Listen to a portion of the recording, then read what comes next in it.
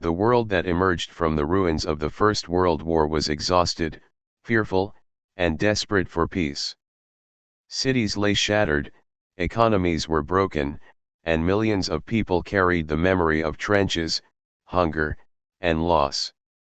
In this fragile atmosphere, world leaders promised that such a catastrophe would never be allowed to happen again. Their answer was the League of Nations, an international organization founded in 1919 with the ambitious goal of preventing future wars through cooperation, dialogue, and collective security. At the time, the League was welcomed as a bold experiment in global peace, a symbol of hope that diplomacy could replace violence. Yet barely 2 decades later, the world was once again consumed by an even more devastating conflict, World War II. The failure of the League of Nations to stop this descent into chaos was not sudden, but slow, visible, and rooted in deep structural weaknesses and political realities that it could never overcome. From the beginning, the League of Nations carried the weight of unrealistic expectations. It was designed to maintain peace, but it was born in a world that was not ready to support it fully. Although the idea of the League was strongly promoted by U.S. President Woodrow Wilson, the United States itself never joined. This absence weakened the League from the very first day.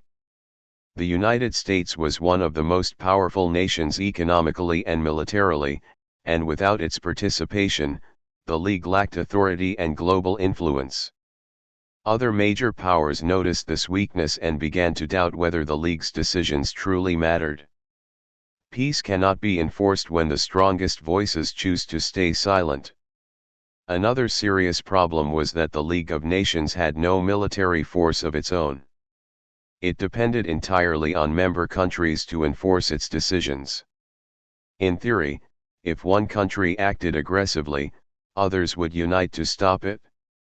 In reality, nations were reluctant to risk their soldiers and resources for conflicts that did not directly affect them. The League could issue warnings, condemn actions, or impose economic sanctions, but it could not compel obedience. Aggressive states quickly realized that League resolutions were often empty words, backed by little action. This lack of enforcement turned the League into a debating club rather than a true guardian of peace. The political atmosphere of the 1920s and 1930s further weakened the League's effectiveness.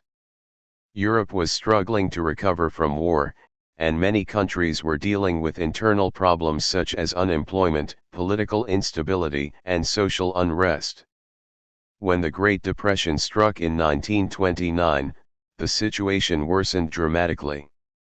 Governments became focused on economic survival rather than international cooperation. Protecting national interests took priority over maintaining global peace. In such an environment, collective security became an ideal that few were willing to defend with real sacrifice. As economic hardship spread, extremist ideologies gained strength. In Germany, resentment over the harsh terms of the Treaty of Versailles fueled anger and nationalism. Adolf Hitler rose to power by promising to restore German pride, rebuild the military, and overturn the post-war settlement. The League of Nations watched as Germany openly violated treaty restrictions, rearmed itself, and pursued aggressive expansion. Each time, the League protested, but decisive action never followed. Britain and France, the League's most influential members, were hesitant to confront Germany. They feared another war and believed that compromise, known as appeasement, would preserve peace. This hesitation sent a dangerous message: aggression would not be met with force. Similar failures occurred outside Europe. In 1931, Japan invaded Manchuria, a region of China rich in resources. The League investigated and condemned the invasion, but Japan simply ignored the decision and later withdrew from the organization altogether.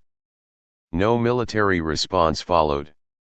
This episode exposed the League's inability to deal with powerful nations determined to act in their own interest. A few years later, Italy under Benito Mussolini invaded Abyssinia, modern-day Ethiopia, one of the few independent African nations at the time. Once again, the League responded with economic sanctions, but these measures were weak and incomplete.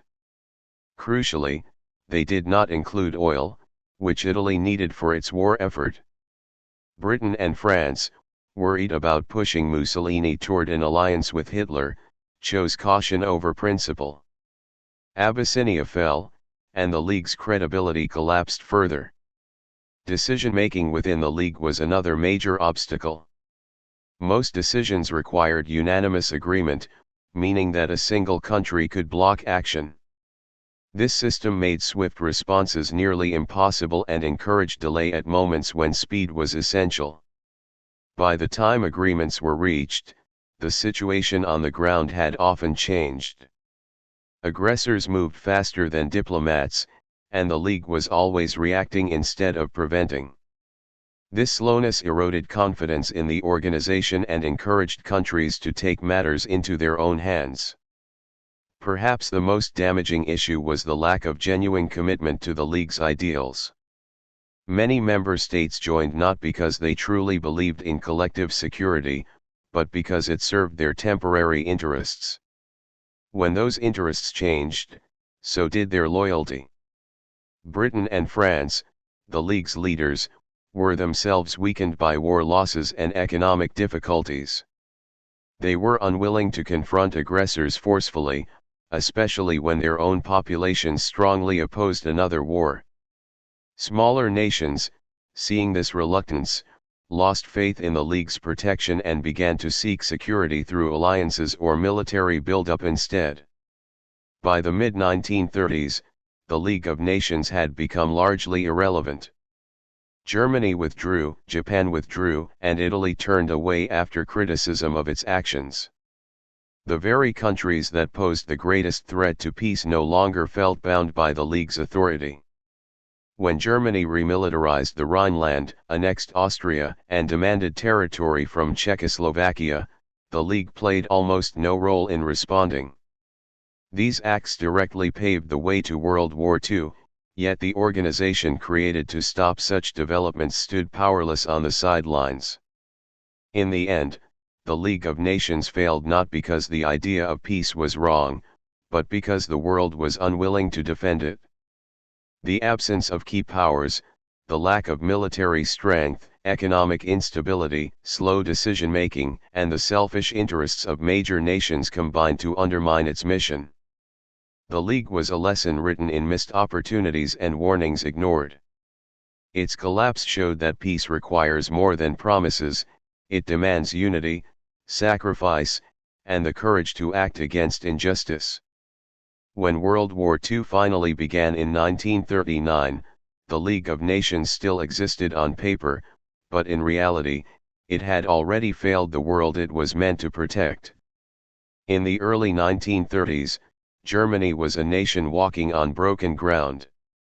Its streets carried anger more than hope, and its people felt humiliated by defeat, inflation, and unemployment.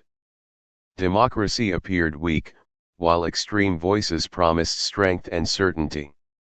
Into this atmosphere stepped Adolf Hitler, a man who understood fear better than anyone else and knew how to turn it into loyalty.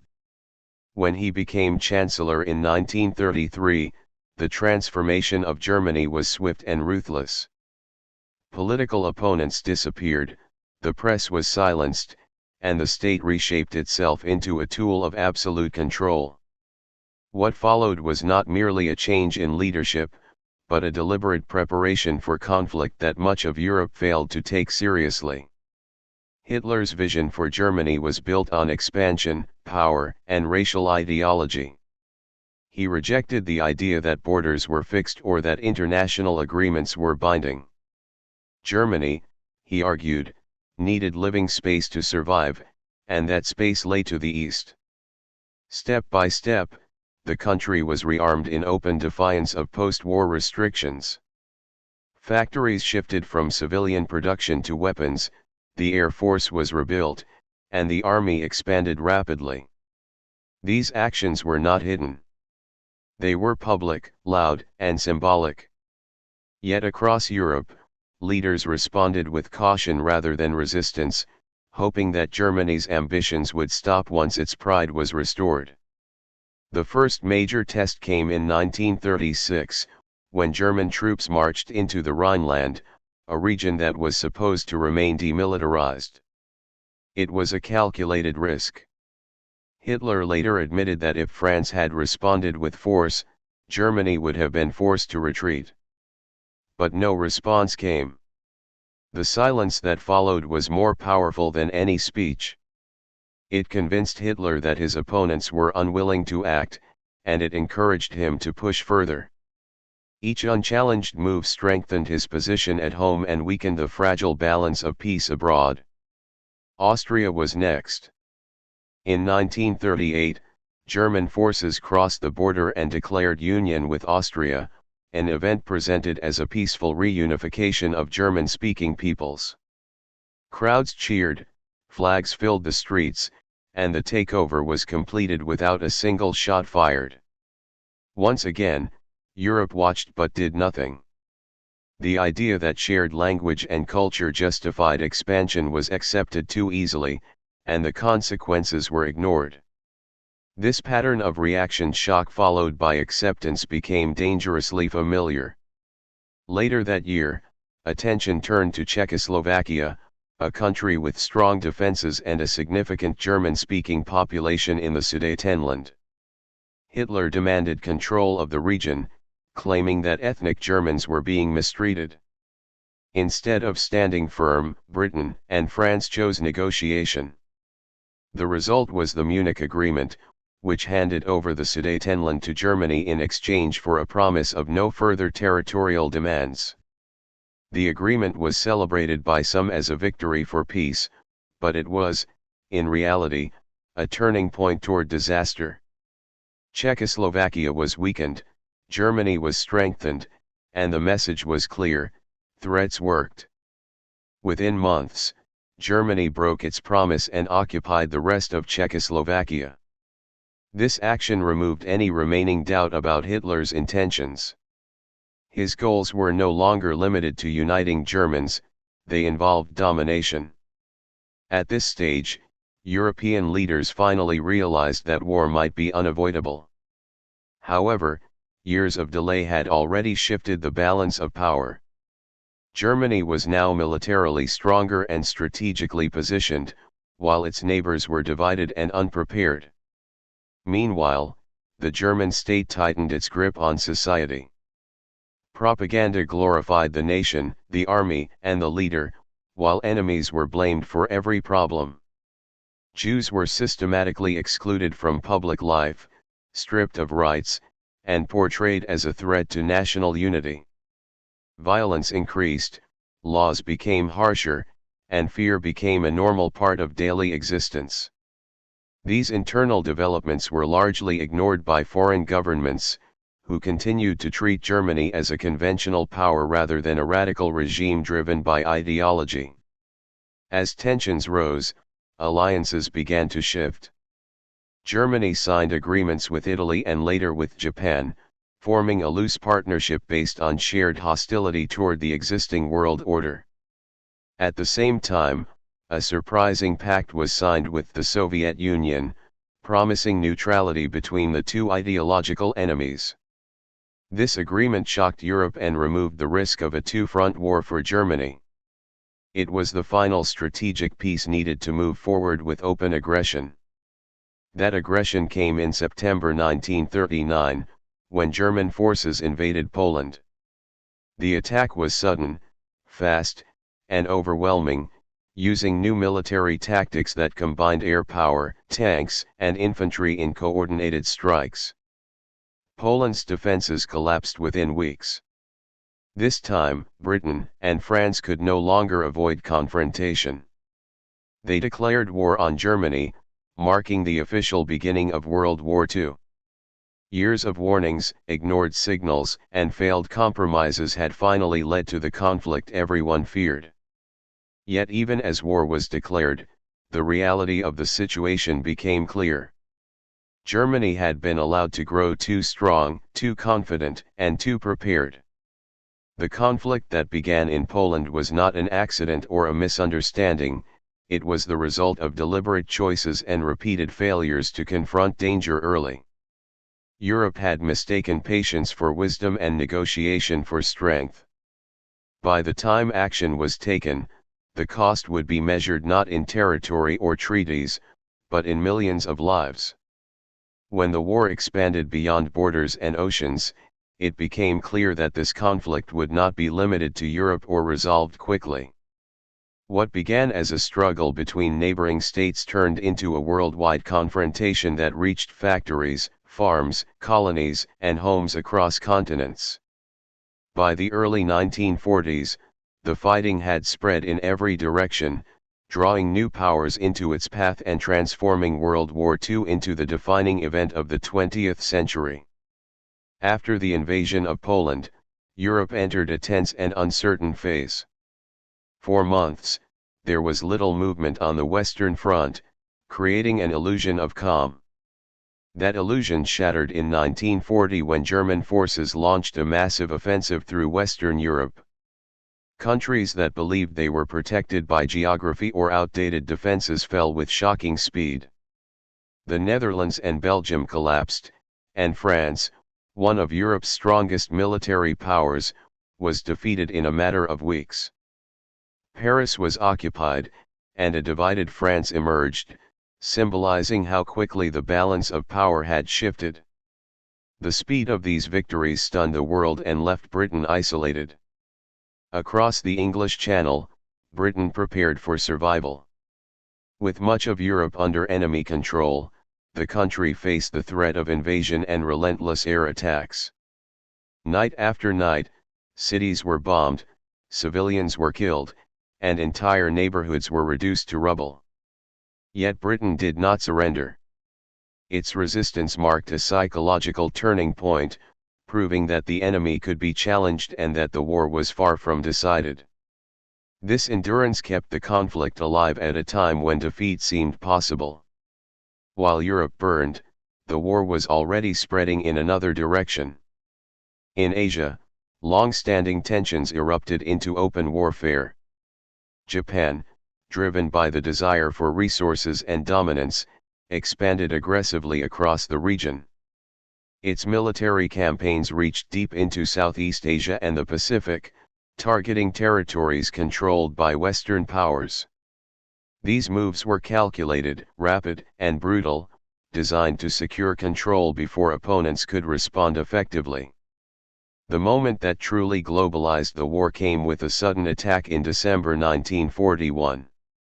The strike against a major American naval base shocked the United States and ended any remaining debate about involvement.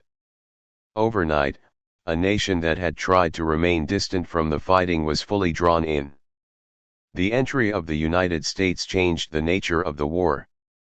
Its vast industrial capacity, manpower, and economic strength began to reshape the conflict. Factories shifted to wartime production, ships and aircraft were built at unprecedented speed, and the war effort reached into every aspect of American society. At the same time, the Eastern Front exploded into one of the most destructive arenas in history. Germany turned against the Soviet Union in a massive invasion that stretched across thousands of miles. The scale of the fighting was unlike anything seen before. Entire cities became battlefields, and the human cost was enormous. Harsh weather, supply shortages, and fierce resistance slowed the advance and turned the war into a brutal struggle of endurance. This front absorbed enormous military resources and became central to the outcome of the conflict. As fighting intensified, the war began to reshape civilian life everywhere. Economies were reorganized, women entered factories in large numbers, and rationing became common. Cities prepared for air raids, children were evacuated, and daily routines were built around uncertainty. Propaganda filled newspapers, radios, and posters, shaping public opinion and maintaining morale. The line between battlefield and home front blurred, as civilians became both participants and victims of the war. Meanwhile, the oceans became dangerous zones. Submarines hunted supply ships, attempting to cut off food, fuel, and weapons. Control of sea routes became as important as control of land. In the air, technology advanced rapidly, making bombing campaigns more destructive and far-reaching. War was no longer limited by distance. It could strike suddenly and without warning. Despite early successes, the momentum slowly began to shift. Prolonged fighting stretched resources and exposed weaknesses. In key battles, aggressive expansion met determined resistance.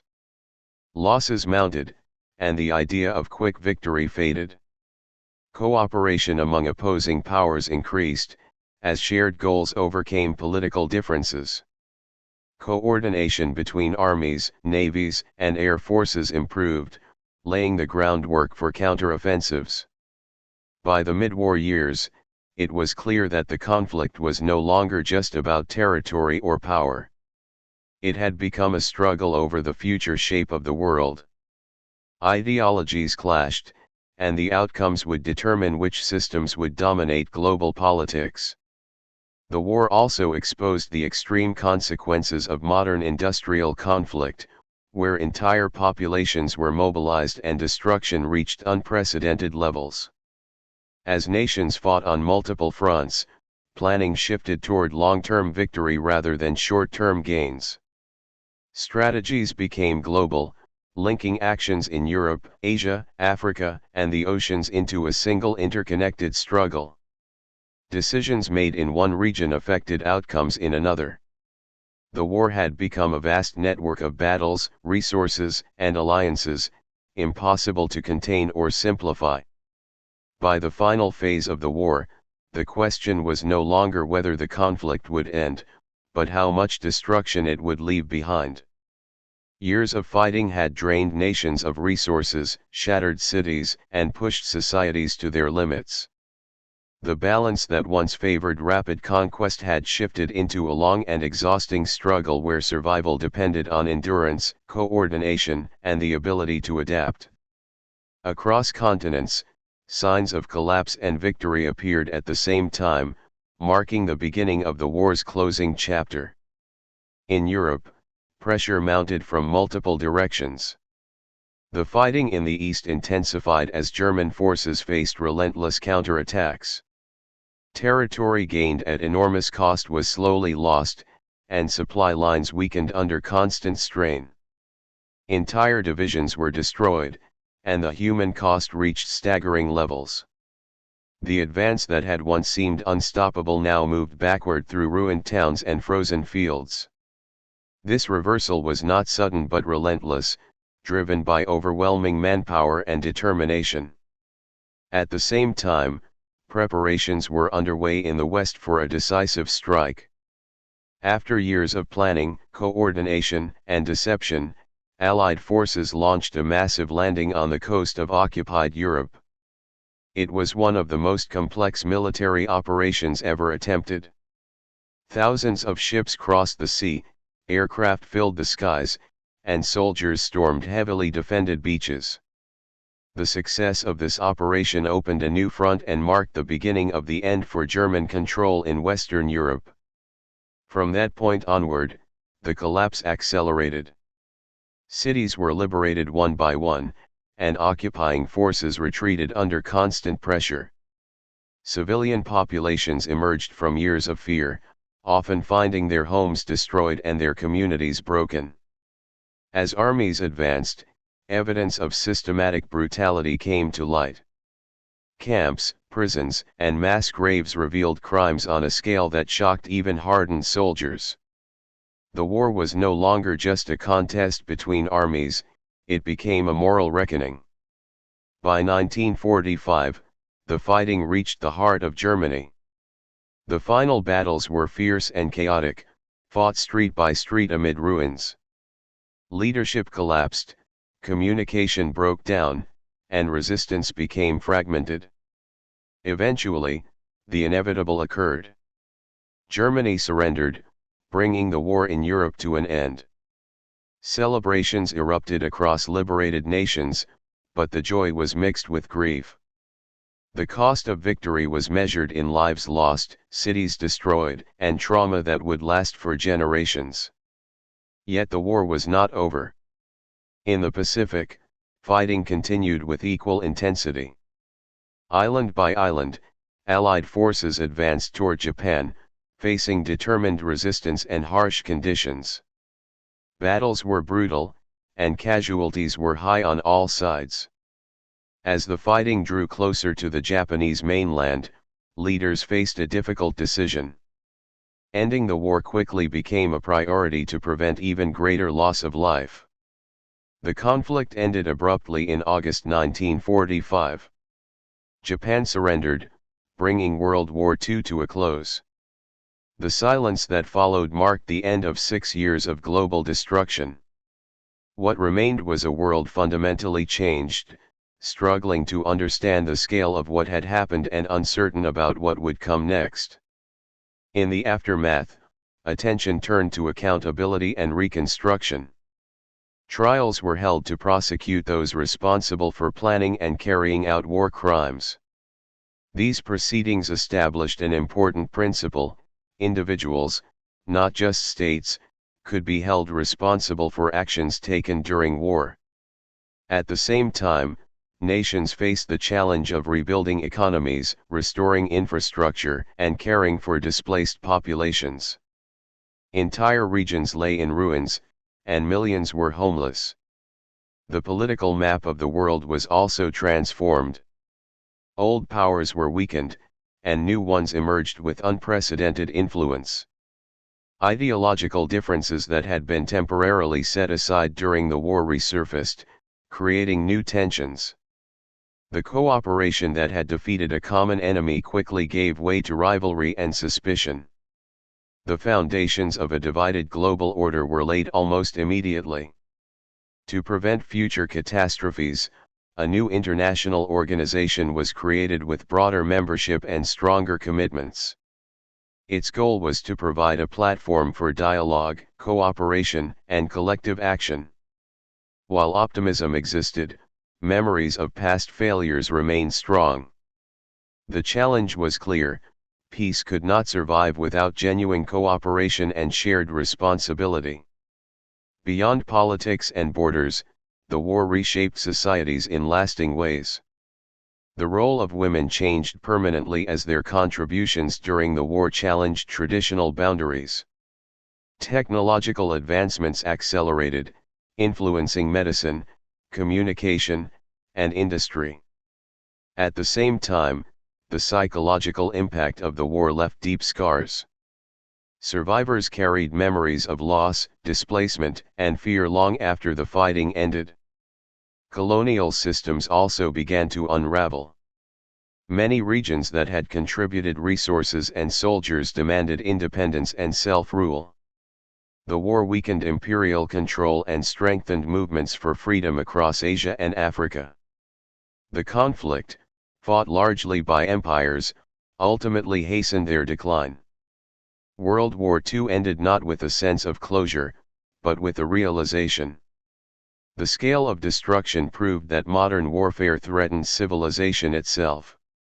The war demonstrated both the depths of human cruelty and the capacity for cooperation under extreme pressure. It forced humanity to confront uncomfortable truths about power, responsibility, and the consequences of silence in the face of aggression. As the world moved forward, the lessons of the war became warnings written into history. Peace was no longer seen as permanent or guaranteed. It became something fragile, requiring constant effort and vigilance.